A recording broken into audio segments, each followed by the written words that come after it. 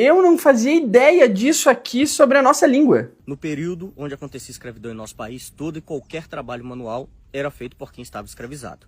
E trabalhos manuais são normalmente denominados com palavras que terminam em sufixo eiro.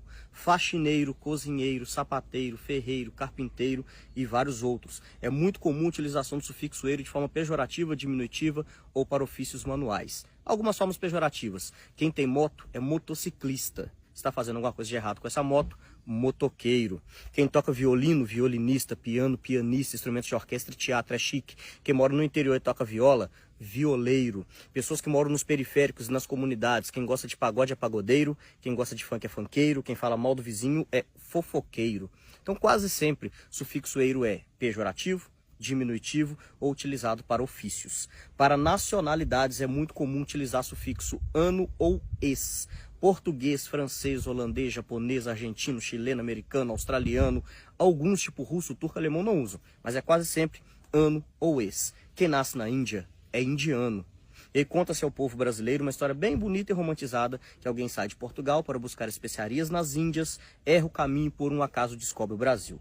Primeiro, não se descobre um lugar que tem gente. Não dá para descobrir a casa de uma pessoa. Segundo, entre Brasil e Portugal, a parte mais próxima, 5.600 quilômetros. Quem erra 5.600 quilômetros de uma viagem tão importante?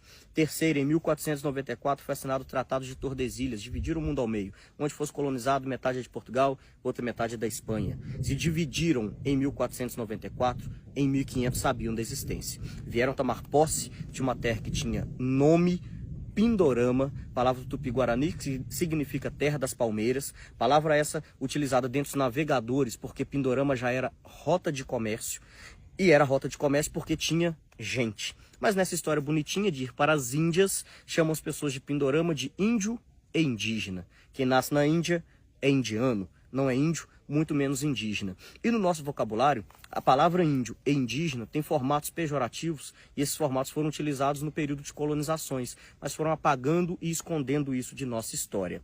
Prefixo in, ausência ou negação. Impossível, infiel, infeliz, incompetente, inconfidentes, que é uma palavra bem de ouro preto. Indígena era, não é mais, não gente. Inclusive tem outra palavra muito parecida no vocabulário. Indígena e indigente. Só muda o final dessas duas palavras. E índio, em ausência de o Deus, ausência de Deus, por isso era necessário catequizar. Chamar povos originários, assim deveriam ser chamados até hoje, em terras colonizadas, de índio e indígena, além de tirar a identidade desses povos, eximia o colonizador de culpa. Se não é gente, não tem alma, escravizar ou exterminar, não tem problema nenhum. E alguns desses povos que aqui já estavam sabiam como cortar e principalmente extrair pigmentos do pau-brasil. Isso era ofício. Ofício termina em sufixo eiro. Quem fazia esse trabalho era chamado de brasileiro. A única nacionalidade do vocabulário português que termina em sufixo eiro é exatamente a nossa, não tem nenhuma outra. E outras nacionalidades e línguas diferentes não utilizam. O italiano chama o brasileiro de brasiliano. Em inglês é Brazilian, em espanhol brasileiro. É só no nosso vocabulário que a nossa nacionalidade termina em sufixo eiro. Poderia ter mudado, ser brasiliano ou brasiliense, mas em uma ordem cronológica, o Brasil foi o quinto local do mundo a ser colonizado por Portugal. Nós éramos a quinta colônia e por isso éramos chamados de quinto dos infernos. Quem sonegava impostos em Portugal era mandado ao Brasil. Quem roubava em Portugal era enviado ao Brasil. E aí utilizou-se a palavra brasileiro, que era uma denominação para povos originários escravizados cortando pau-brasil, como nossa nacionalidade e se manteve até hoje. Com isso posso dizer que todos nós brasileiros descendemos diretamente da escravidão, independente de pigmentação da pele, lado político, religião, quer queira, quer não, que os primeiros de nós brasileiros estavam escravizados há mais de 500 anos. Aprender uma história real, não romantizada, do nosso passado é a forma fácil de compreender o nosso presente. O Brasil é um país de tamanho continental e riquezas imensuráveis e não caminha para frente, que a grande maioria de nós brasileiros não sabe de onde vem.